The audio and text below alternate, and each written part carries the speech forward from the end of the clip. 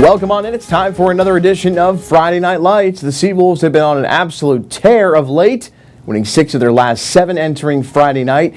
Erie has racked up 59 runs in its last 6 games, sitting in first place in the Eastern League Southwest Division. Let's go to the action from the Diamond in Richmond, Virginia on Friday night. Scoreless in the first inning.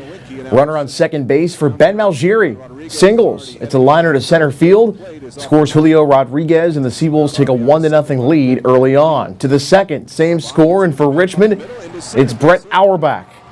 Singling here, finds the gap, scores a run to tie it up at 1. In the fourth, Erie with some responses. It's Rodriguez up to the plate with a runner on, and he leaves the yard. Home run number 7 for the 1-9, Julio Rodriguez. 3-1, Erie retakes the lead. Same score in the fifth, Von Brown up to the plate for Richmond.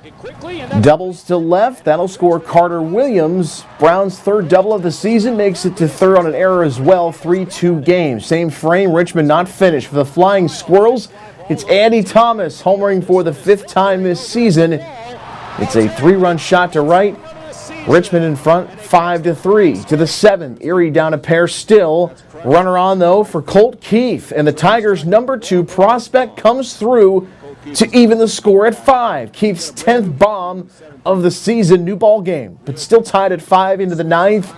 Runner on third for Richmond. And Marco Luciano does a job. Comes up with the RBI sac fly that plates Von Brown to win the game as he slides in safe. And on the Plyler entry system scoreboard, Erie's 3-game winning streak comes to a close, falling 6-5 on a walk-off RBI sac fly from Richmond in the 9th. Erie's Colt Keith and Julio Rodriguez each homering with 2-run shots apiece in the loss, including Keith's tying home run in the 7th.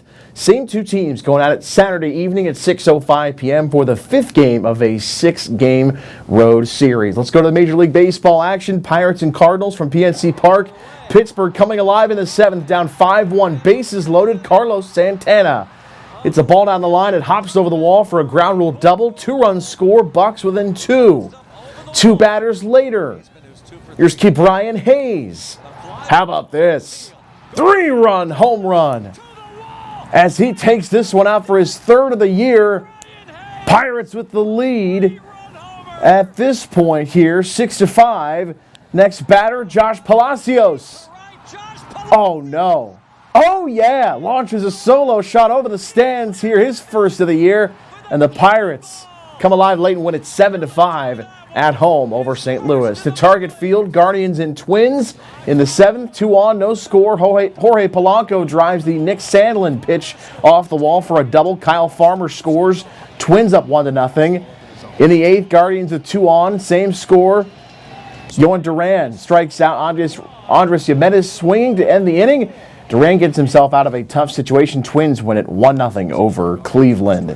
Let's go to Chicago. Former Seawolf Reese Olson with his first Major League strikeout in his debut tonight. Olson was the first Tiger to throw at least 5 no-hit innings in his MLB debut since Bill Slayback tossed 7 hitless back in 1972. What a way to start for the former Howler. Scoreless in the 6th when the White Sox break through. Andrew Benintendi slaps a single through the hole off Will Vest. 1-run scores, 1-0 White Sox. 2 batters later, Eloy Jimenez singles up the middle. Tim Anderson scores, call it 2-0. Tigers go down on Friday night, 3-0 against the White Sox. With District 10 championships in the rearview mirror, area teams are loading up for Monday's softball and baseball state tournament matchups. We begin talking baseball. Fairview off to the state tournament as the District 10 Class 3A champions. The Tigers meet up with East Allegheny on Monday at 2 p.m. from Mercyhurst University in the first round of the PIAA State Tournament. The Tigers topped Northeast 6-3 on Memorial Day in the D10 Championship behind another strong start from senior Colin Bola. Sophomore Vinny Campoli has been able to gather a lot from his senior teammate. Bola, the Penn State Barron recruit, as both look to contribute big time as they have already to this point in the postseason. Colin, he's a great influence. I take in a lot of intel from him, and I learn a lot from my pitching and my experiences, but watching him is just crazy. I think he's earned it. He's worked hard all through off season and in season, and yeah, I'm happy for him. He earns just a lot. His demeanor out there for being an underclassman, it's fantastic. He looks like he's been out there for 4 years, and I can't say enough about him because I appreciate him so much, being able to come in, finish that game. Man, I can go on and on about Colin. He's just a dog. He fights every pitch, every inning. And then Vinny, man, came in there throwing strikes. That's all that matters. In Class 4A softball, Cathedral Prep returns to play Monday at 2 o'clock against Elizabeth Forward at the Penn State Barron softball field in the state first round. The Ramblers cruise to a Class 4A District 10 championship victory over Franklin on Memorial Day at the Hermitage Complex. Prep won 13-6, moving to 20-2 on the year. They'll face a team that went perfect up until a 10-1 district final loss to Bell Vernon. I'm very goal-oriented, there's no doubt about it, and our team has reached every goal so far.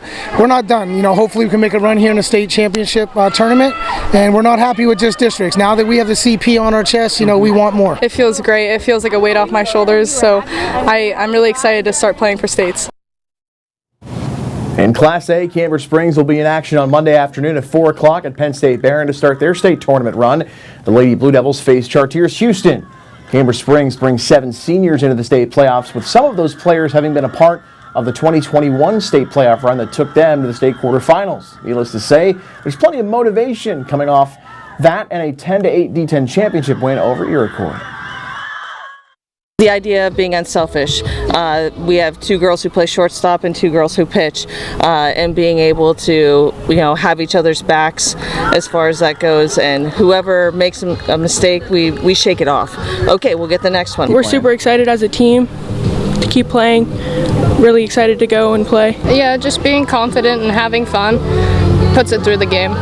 You always want to have fun. We all definitely are on the same terms. We do have 2 seniors who joined the team after we won D10, so they haven't experienced D10 twice, and they haven't made the run in state playoffs like we have, so we're super excited for them to be joining us with that journey this year.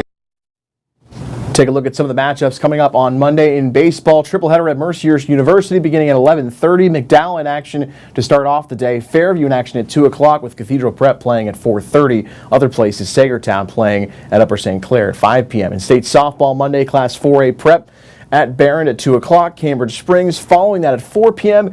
In 3A, Jamestown in action at Allegheny College at 3. Fort LaBeouf taking on Avonworth at 2 p.m. from North Allegheny. Other playoff brackets revealed. PIAA State Boys Volleyball, McDowell home Tuesday at 6 for Cannon McMillan. In 2A, Mercyhurst Prep is home for Ambridge, while Cochranton hits the road for North Catholic in boys volleyball. And in lacrosse, 3 matchups on Tuesday. 2A girls and boys doubleheader. Conneaut girls at 4 o'clock, Prep home at 6. And the McDowell girls in 3A at Pine Richland at 6. Wednesday, the McDowell boys in 3A are on the road at Mount Lebo at 6 o'clock as well. Still to come on.